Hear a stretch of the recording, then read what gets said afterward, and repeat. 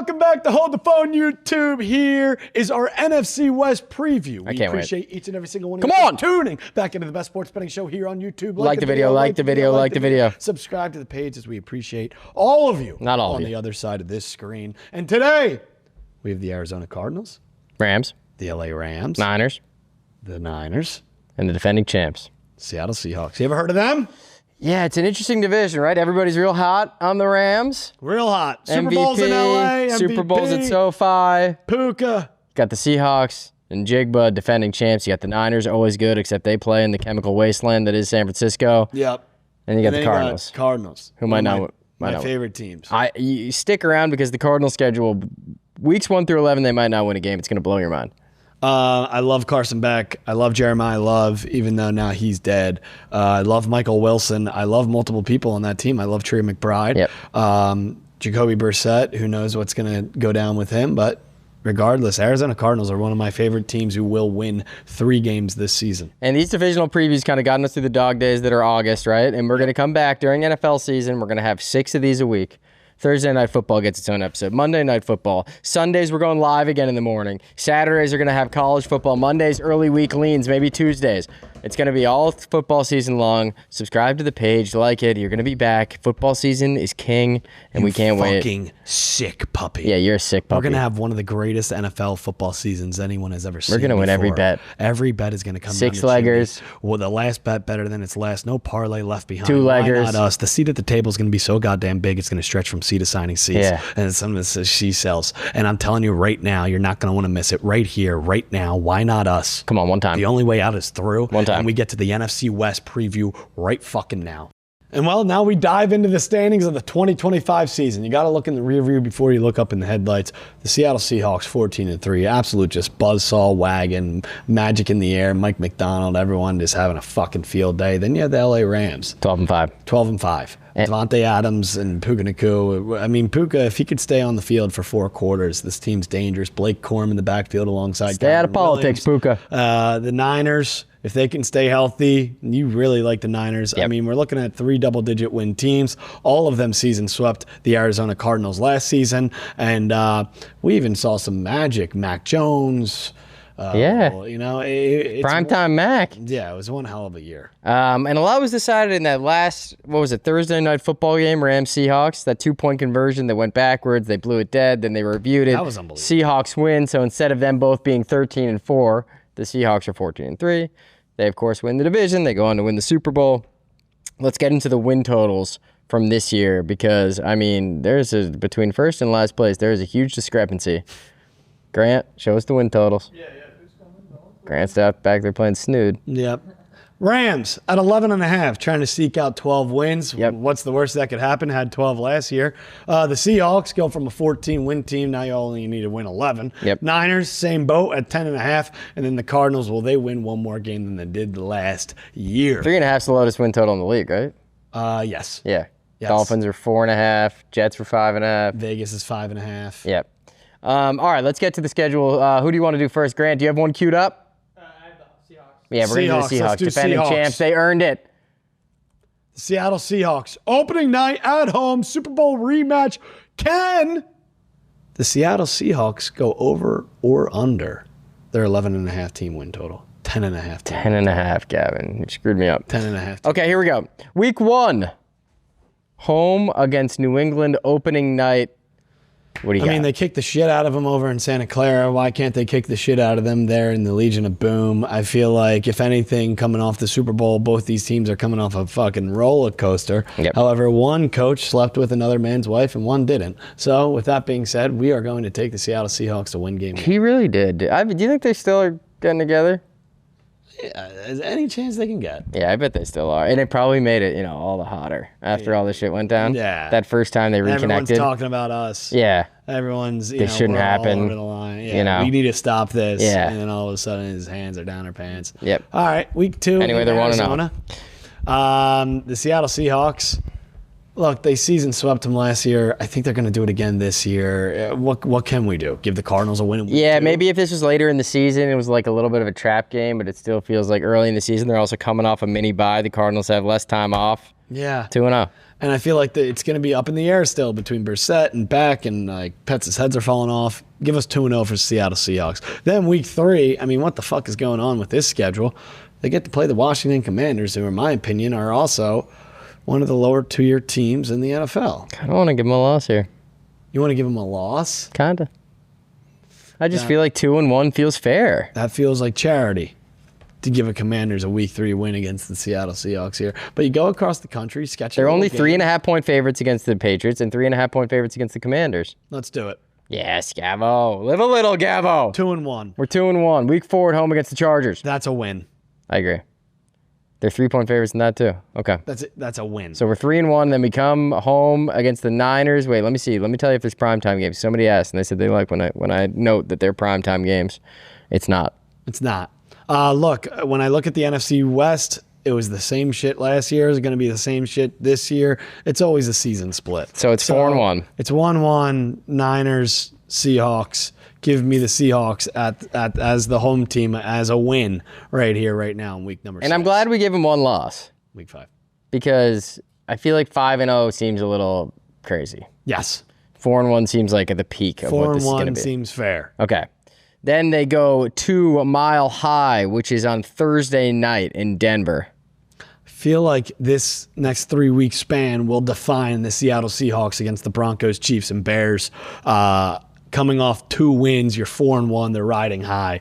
I believe this is a loss in Mile High. BetMGM has the Broncos as 2.5-point dogs in this game at home. I could see that spread being flipped by the time you get on game time. If you get in early, make that bet. Yeah, let's get in that now. Okay, week 7, home against the Chiefs.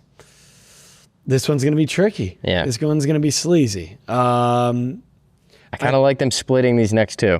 Correct. And I don't think if there was a gun to my head and I had to choose if the Bears or Chiefs are going to win in Seattle, I would go with the Chiefs. All right, so let's go win-loss, 5-3.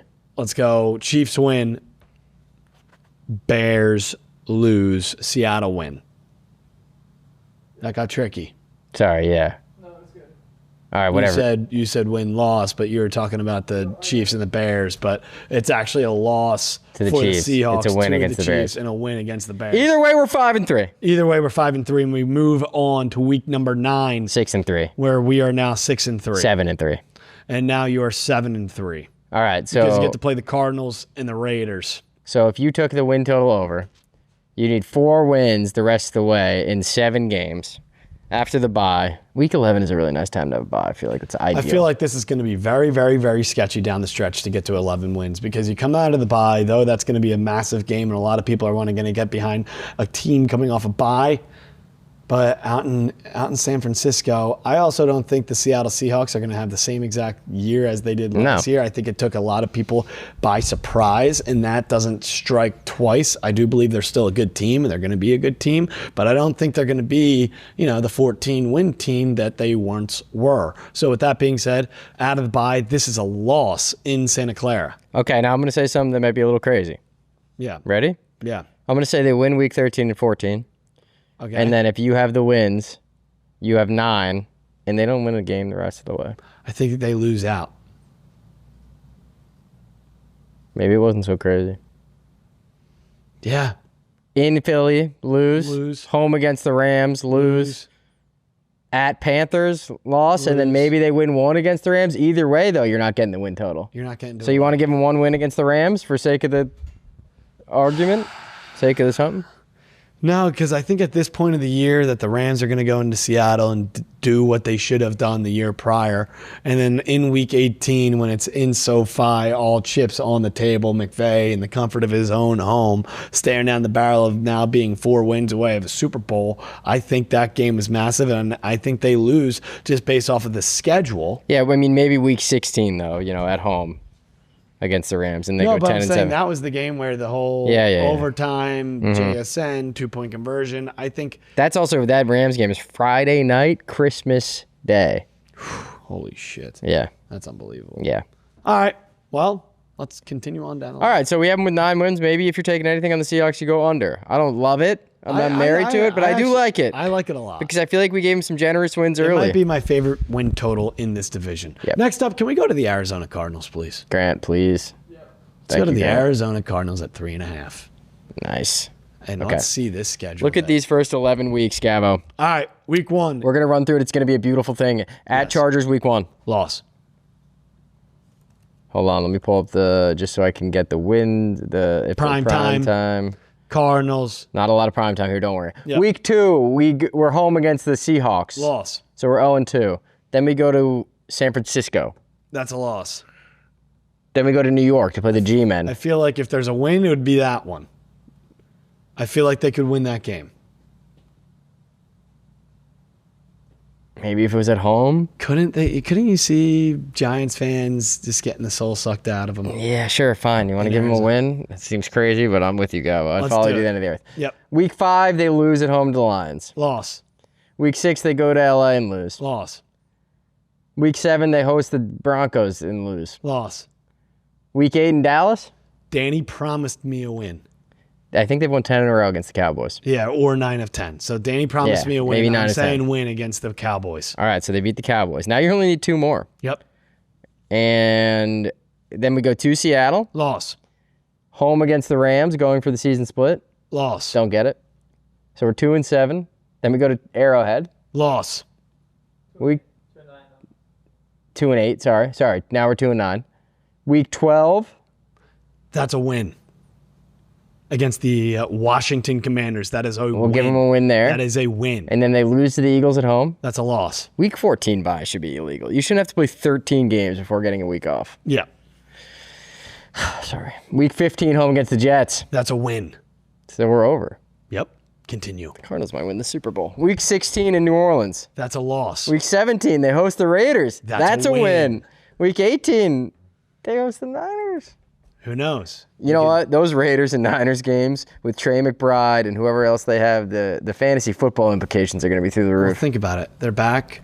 They're in Arizona, and that's going to be the rematch of the national championship between Fernando Mendoza and Carson Beck. And Carson Beck is going to wipe his nads all over his Carson face. Beck fucked us in the national championship. So give me the Arizona Cardinals team total over 3.5, Loops.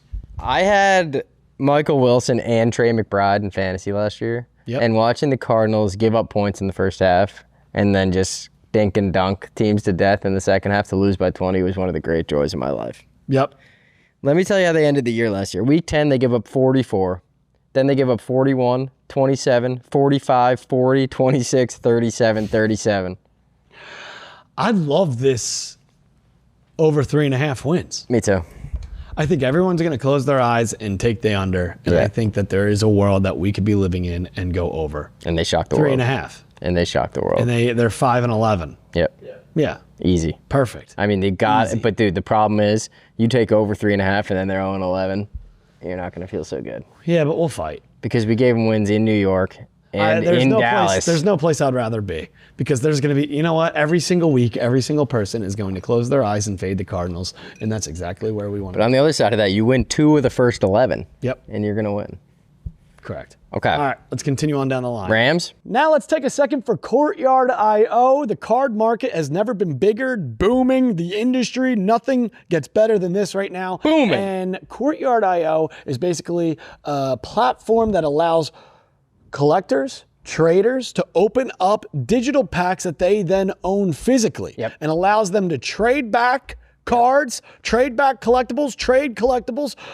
They have one of the biggest vaults in all of the land, and you can digitally do all of this, redeem the exact physical items for shipping straight to your front door if you want it, when you want it. There's 0% seller fees. There's 0% buyer fees on the marketplace. Free vaulting, free shipping. It's perfect for people who love cards. Yeah, it's a Like beautiful you. platform. I love cards. Yeah, you do. Courtyard.io. I need to try it. I need to test it out. They have Pokemon sports, comics, coins, watches, anything. Courtyard is pioneering the next generation of commerce through gamified shopping. Go to courtyard.io and use code PHONE15 for 15% off. For first-time users today, give it a try. That's courtyard.io and code PHONE15 for 15% off today. Courtyard, shop by surprise. Can the Rams win 12 games? Okay, it's going to be tricky. Everybody wants to take the Rams over here, but we're going to do this the right way. Yep. Week 1. Win. 1-0.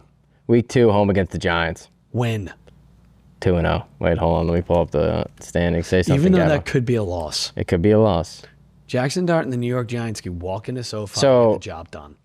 Thursday night is the opener, which is in Australia, right? Melbourne against the Niners. Yeah, laying down under. And then they have 10 days off, and then they play the Giants at home on Monday night. Their first 3 are primetime. That could be a beautiful, beautiful, beautiful spot for the New York Giants, who are coming off a Sunday night football game against the Cowboys at home. Then come primetime Monday night football against the SoFi Rams. I feel like we can agree here on 2-1 for the Rams to start. I think it's going to be 2-2 at very best. All right, so you want to give them 2-2 at very best. All right, win-win, loss, and we're 2-2. Yep, for the LA Rams. Okay, that's fair. That's a tough start. Scrappy start. Week 5, I think Josh Allen goes into SoFi Monday night. and loses. Rams win 3-2. Because they're not going to lose 3 in a row. I think that, based off this schedule, they're on the road. We got to go to that game Monday night. They're on the road in Mile High. They're on the road in Philly. Now they have to come back home. I feel like they weather the storm a little bit. Must-win game. Tough spot for the Bills based off of the scheduling for the Rams. Okay, week 6, home against Arizona. That's a win. So we're 4-2. Yep. Week 7 in Vegas. That's a win. Week 8, home against the Chargers. Well, home split. Home. Can the Chargers beat Big Bro? I think they can. I think they can too. I think this is a coin flip. I think this is anyone's game. I feel like we gave them the win against the Bills. Let's give them a loss to the Chargers. Let's give them a loss versus the Chargers, because then the next 2 games are both wins. Wins on the road. So we're 7-3. Yep. Then you got to win 4 of the last 7 to get over this total. Yep. Week 12, home against the Packers. When I think of these really good teams coming into SoFi, I really get worried that it almost feels like a neutral site. Yeah, there's no crowd. And that the Packers could go in there and beat the Rams 1,000%. Thanksgiving Eve, Wednesday night. Give me the Packers. I like it. And give me the Chiefs. I like it. Now you're dead, 7-5. Week 14, we go to San Francisco. That's a loss. Week 15, home against the Cowboys. That's a win. Week 16, in Seattle. That's a win. Week 17 in Tampa. We're still not going to get to 12, so it doesn't even matter. No. I mean, there's too many games that are just unbelievable matchups and unbelievable places. I think if we're giving 2 wins against the Seahawks, we got to give them a loss to the Bucs in Tampa Bay. Fluky Tampa. Loss and fluky Tampa. And they go week 10-7. And that game in Week 18 is probably for the division. Yep. And they win. In Week 18 for the NFC West, Seahawks, Rams at home in SoFi, the Rams win. Hold your horses, because we might get the Niners 12 wins. Yeah, that's also true. Yeah.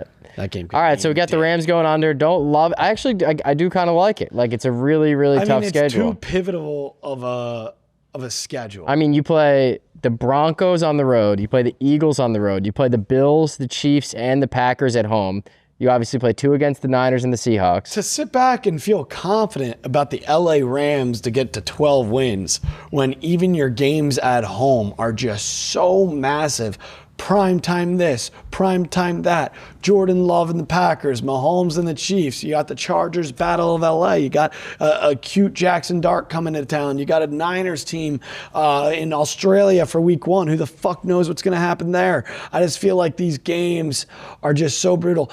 Dak Prescott and the Cowboys could very much so come to, from dome to dome and come to SoFi, and Cowboys fans could take that place over. This is a very, very, very tough schedule for a very good team, but I feel like it leaves too many question marks based off of these matchups, especially the way that we've seen SoFi and the way it can be. Yeah, and you're right. Like, when these teams go to SoFi, like the Packers and the Rams. It feels like a Super Bowl. This game, it's like the Packers game the day before Thanksgiving in SoFi will be filled with Packer fans. It will be a home game for and the the Packers. Chiefs are going to be the same way. Same way. And then they have to play the Eagles and the Broncos on the road. Broncos in Mile High, the two probably toughest environments in all of the NFL. They have to play the Niners in Australia. Yeah. Which, by the way, luckily not Santa the Clara. NFL making two teams from the same state go to Australia to play each other is pretty fucked up. Disgusting. Yeah. All right, let's get to the Niners. Last team, week 1 in Australia. Niners. Down under. Australia. You know what? I might get frisky and bet on the Niners in week 1. We will take the Niners in that game. Do you know what the spread is? Is it Niners 3.5? Yeah. But Rams are favored by 3.5. Grant, we just did the Rams schedule, and it's going to be a loss because we gave the Rams a win. However, I will be taking the points with the Niners.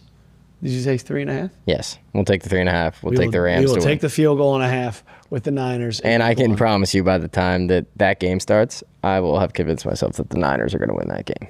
Yes. So stay tuned. So give us the Niners a loss in week 1. Week 2, they bounce back at home versus the Dolphins. That's a win. Win week 2, win week 3, win week 4? 3. Yeah, let's give them a win week 4. Home against, and a loss week 5. Yep. And a win versus the Washington Commanders in week 6. Maybe a sketchy loss week 7 to the Falcons. That's Monday night against the Commanders. Weird Monday night game.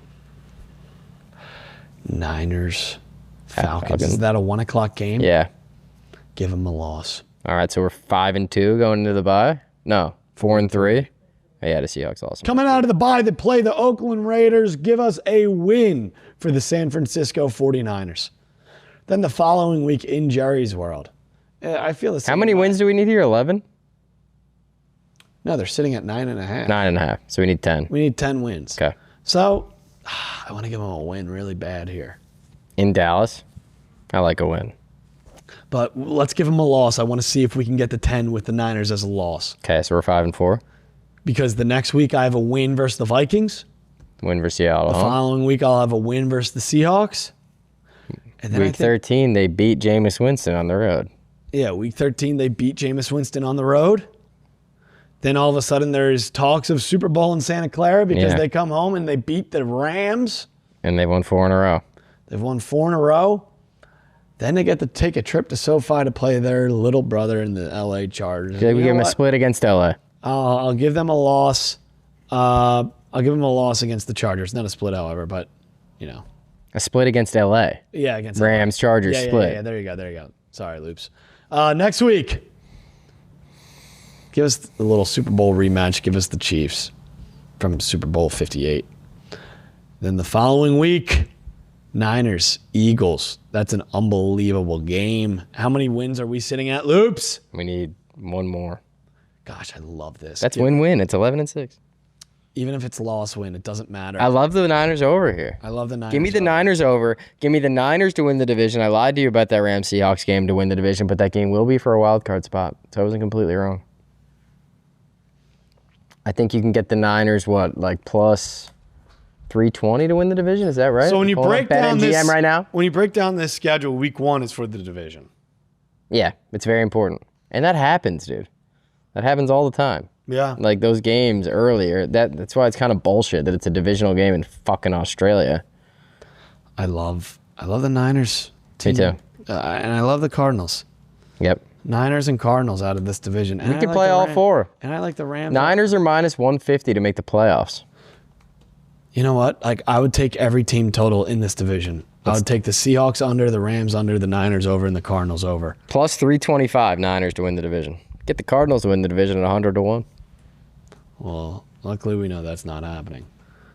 And I feel the same way about the NFC South, where I like the Panthers under, the Saints over, the Falcons under, and the Bucks. I could care less. But all right, I feel really confident about going over to these schedules in each division and how I feel about certain teams.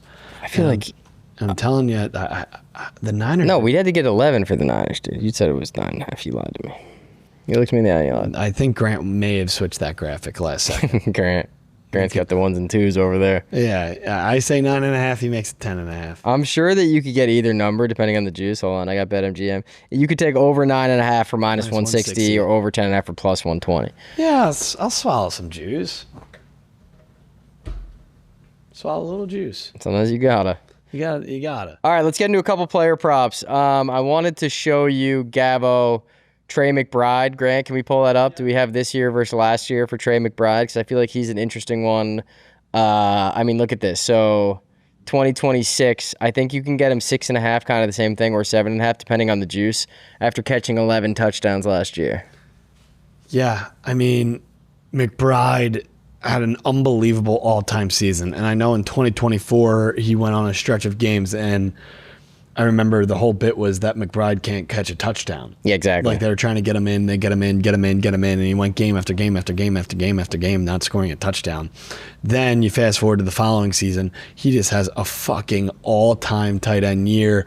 The records, the receptions, the receiving yards, and then he ends up with 11 touchdowns, second most in the league. Trey McBride, and that's behind with Mr. Brissett now this year. As we talked about the quarterback situation, it feels a little crazy to then be 6.5 is the line. 6.5 after having a year of 11. First round draft pick, right? When is he going in draft? Second round? Yeah, right around there for fantasy football. Look, I think Michael Wilson is going to play an even bigger factor this year, the kid out of Stanford, and I also think Marvin Harrison Jr. hasn't reached his full potential at some point. Maybe he does stink, but I also think there could be something in the tank. But look, Trey McBride, to catch 7 touchdowns, 26 years old, I feel like he's just beginning to peak. You got to have some real nads to take the under in that game. I mean, look how he ended the year last year. He went 12 catches, 10 catches. He was an absolute monster. 2 touchdowns, 1 touchdown. He scored in 8 of their games.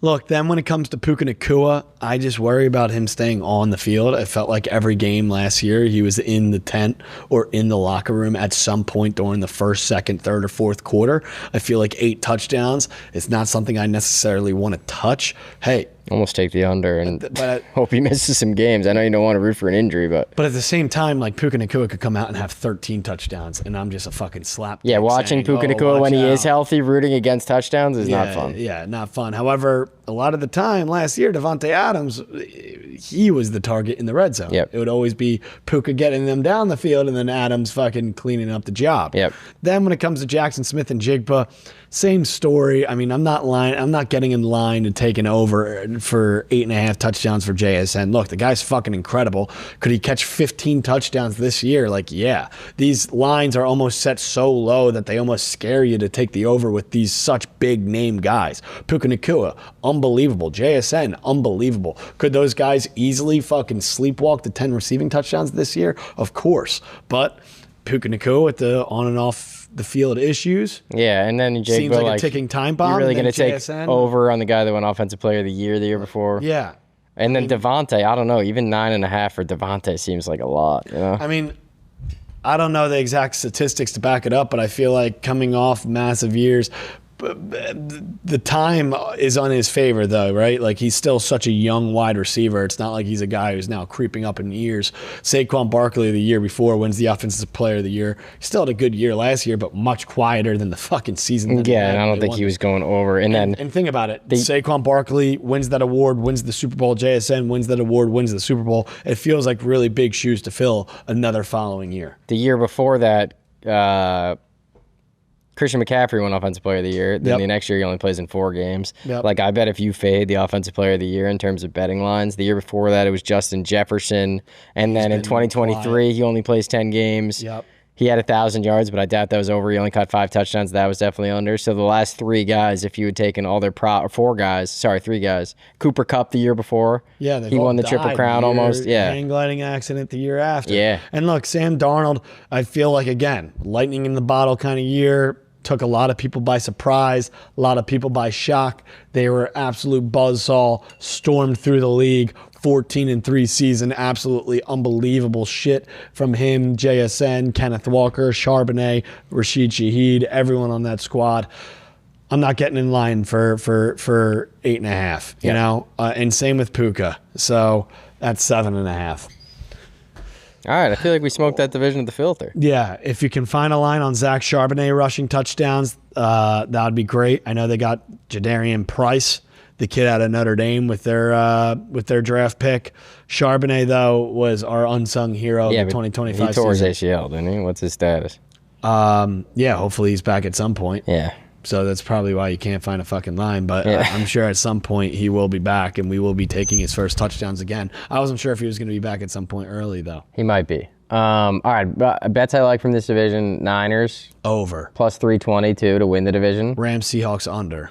Cardinals over. Cardinals over. And I feel like I would take Trey McBride's touchdowns. Over? Yeah. Yeah. Might be square, but fuck it, call me square. Yeah. 7 touchdowns. 1 every other week gets you there. Like, he could easily have 3 games with 2. They're going to be down. They're always down. Jacoby Brissett, there's no quarterback in the league better at football than Jacoby Brissett when he's down 41-3. And I feel like, I'd mentioned Jadarian Price, like, he was always kind of the sleeper backup guy to Jeremiah Love, where everyone was always putting Jeremiah Love's name on billboards around the country. But Jadarian Price was just an absolute fucking dog at Notre Dame. And I feel like him stepping into that offense now with Kenneth Walker gone and Charbonnet coming back from injury, I feel like Jadarian Price is going to have a lot of opportunity with the Seattle Seahawks. Could be a sleeper rookie of the year. Could also fly over his 6.5 rushing touchdowns. Full year Shaheed too. Maybe that takes away from Njigba a little bit. Now that he's comfortable, it's tough to get right into an offense. You know, like he wasn't that. Yeah.